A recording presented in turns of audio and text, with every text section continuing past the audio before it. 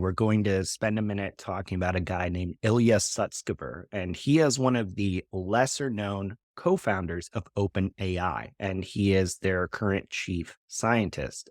He, despite being lesser known, has made huge contributions to the advancements of AI, both at OpenAI and before he was there, working originally with Jeff Hinton to develop some of the core technologies that are making generative AI today possible. And he actually just gave basically a rare interview to MIT Technology Review.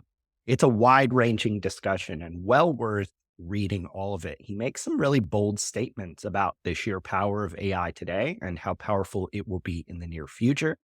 And he speaks of artificial general intelligence, or AGI, as a near term inevitability. And because of that belief, he's working on something they're calling super alignment at OpenAI, which is making sure that humans remain in control when AI achieves super intelligence, which they would define as it's able to outsmart us at every cognitive task. Now, when he was asked about the risks and rewards that he sees coming from AI down the line, potentially very soon, he says, quote, "It's going to be monumental, earth-shattering. There will be a before and an after." Now, Paul, walk us through why this interview is so important and maybe why it matters, even though we're talking about some very big picture topics here. I think first, just his significance to the moment we're in AI, most people don't know. Like, again, outside of tech circles, the average person's probably never heard of Ilya, unless you've read Genius Makers by Cade Matz, which is where I really got introduced to him as a significant player in this current age. So I think a number of things. We always talk about the context of understanding the mentality of the people behind this technology, the people who are building this and what they believe. You don't have to agree with it, but this is what they believe to be true. So the AGI thing is a big thing. Like, it's becoming more common to talk about this year. Like, I remember last fall sitting there thinking, I need to do a LinkedIn post about AGI, but I don't know that like people in my network are really ready for that conversation. But it's important to me that they start to realize this is a significant thing. I don't remember if I ended up doing the post or not, but like I remember that moment of thinking like people need to be aware, but I don't know that they're ready yet. Mm, And so to hear them talking about it as this inevitability, like he truly moves back and forth between present tense and future tense when he talks about AGI. It's almost like it's already there, which yeah. if you believe some of the rumors, it may be like OpenAI may think that they actually have AGI and they just haven't like told the rest of the world about it yet.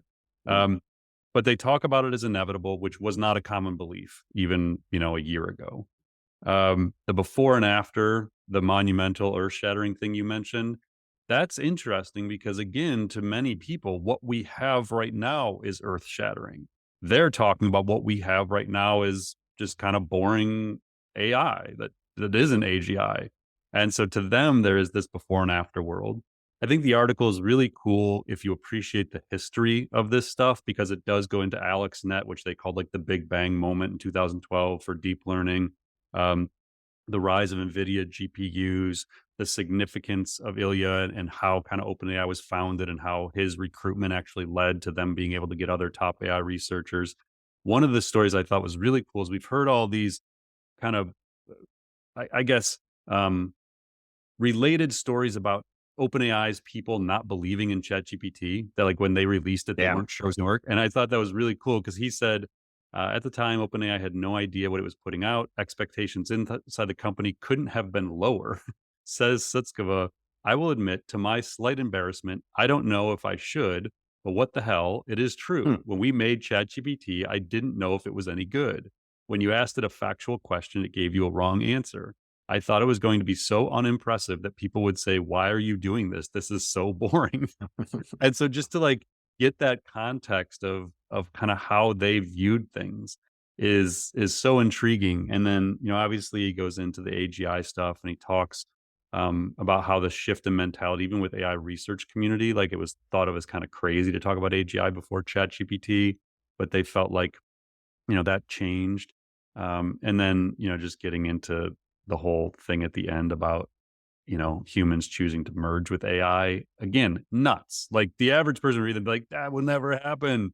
Yeah. And he admits that. He's like, it sounds crazy, but there's probably going to be a time when super intelligence exists where it's like, I'll just join up with the AI because I got I got nothing as a lowly human.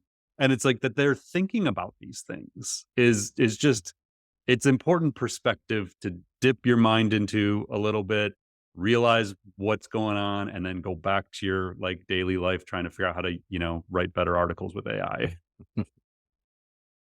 So one thing jumped out to me about when he was talking about how ChatGPT basically changed everything. And it wasn't just about getting, more than 100 million users very, very quickly. It was also because, quote, ChatGPT has allowed machine learning researchers to dream. And by that, it sounds a little pie in the sky, but it's actually, I think, really important to understand that this unlocked a lot of very talented AI people to start believing something like artificial general intelligence could be possible and sooner than we think. Can you maybe just unpack a little more some of the views around AGI and why these might be more than just like science fiction? Yeah, so we actually we've talked about this a little bit.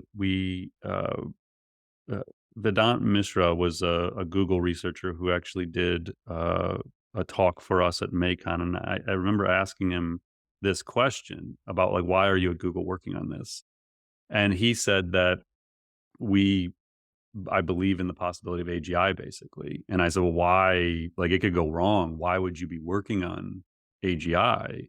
And he said, because people like me believe in a world of abundance, that we think that if we achieve AGI, that we can create an amazing future for humanity. And I don't know how universal that belief is, but I've talked with enough people in the AI research community who share that vision that if we can do this, we can create an amazing, abundant future for everyone. And it seems to be a driving force behind why people do this. Yeah, so it really does seem like whether we get there or not, and some people don't even think we can, that some people do see the tangible work they're doing at some of these big tech companies that you mentioned as one of the major groups here, that they could actually be ushering in some type of machine intelligence that is broadly as good or better than human beings. Yeah, which is terrifying and exciting, like depending on how you feel that day.